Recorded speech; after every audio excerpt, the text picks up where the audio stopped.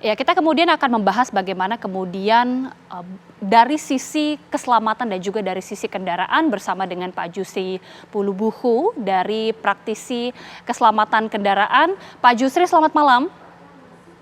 Selamat malam Mbak Gida. Iya, Pak Jusri, kalau tadi kita menyimak bagaimana kemudian berita kecelakaan yang terjadi di exit tol Bawen ini kan kondisi truk pada saat sebelum berada di lokasi kejadian ini sempat sopir mengecek kendaraan.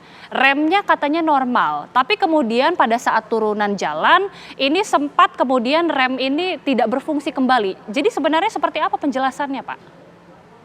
Oke, kondisi itu bisa saja terjadi pada manakala pada saat pre-trip atau sebelum melakukan perjalanan dilakukan pemeriksaan, tetapi pemeriksaannya sekedar pemeriksaan. Nah, ketika dipakai beberapa saat dengan jalan naik turun dengan kecepatan tinggi, suhu temperatur itu bisa panas. Nah, pada kondisi-kondisi tertentu, panas ini bisa dieliminir kalau semua kondisinya ideal, kondisi instrumen atau equipment yang mendukung di sistem rem dan perilaku si pengemudi dengan melakukan satu aktivitas pengereman dengan pengetahuan, maka panas yang terjadi itu bisa dieliminir dan masih mampu mengakomodir kebutuhan jarak pengereman. Tetapi kalau kedua hal ini punya masalah, misalnya pengecekan kendaraan termasuk brake test, brake check dan lain-lain itu dilakukan sekedar pada saat itu, tidak melihat pada masa lalunya. Misalnya dia tidak memeriksa chamber-chambernya, tidak memeriksa pembuangan sistem anginnya, apakah anginnya dibuang airnya, karena tiap pagi itu bisa satu botol aqua tuh kalau anginnya dibuang, air yang ada di dalam tangki itu bisa satu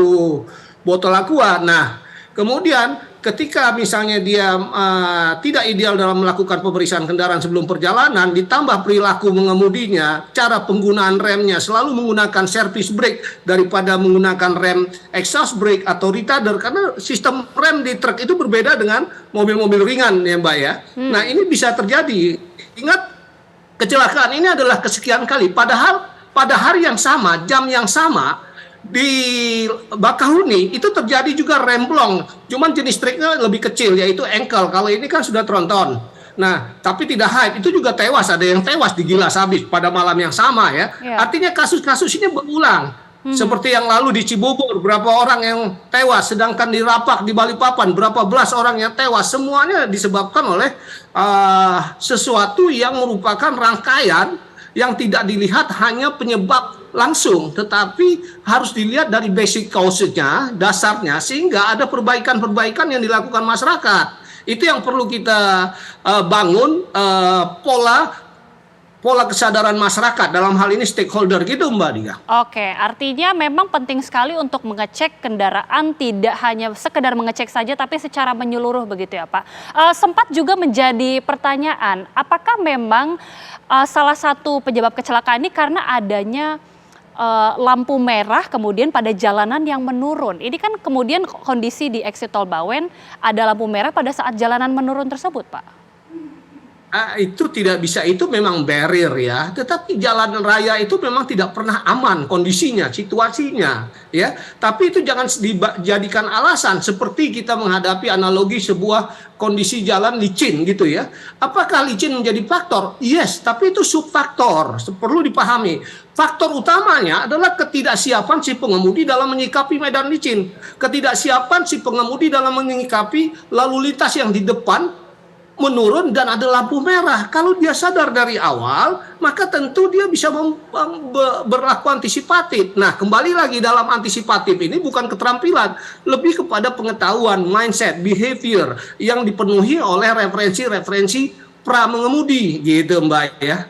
Jadi ini kecelakaan, saya sangat serius dalam hal ini. Kenapa kecelakaan ini berulang dari tahun ke tahun? Saya hampir 40 tahun di dunia ini selalu terlibat dengan kasus yang sama berulang-ulang. Harusnya masyarakat, stakeholder termasuk pemerintah, masyarakat juga harus sadar menjadikan keselamatan itu merupakan lifestyle. Kita rubah semuanya. Kalau tidak, kita lihat pada jam yang sama di Bakahuni kasus yang sama terjadi juga, remblong, truk juga ya.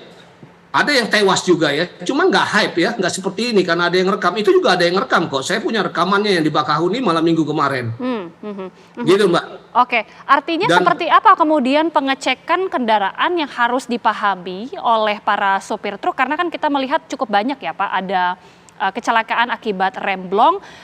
Bagaimana kemudian standar pemeriksaan truk yang benar Pak untuk nah, yang harus dipahami para pengemudi? ini keren pertanyaannya. Bagaimana standarnya? Nah, disitulah lack of-nya kita, di mana kita kurang standarisasi dibangun oleh pemerintah dalam hal ini. Harusnya ada standarisasi.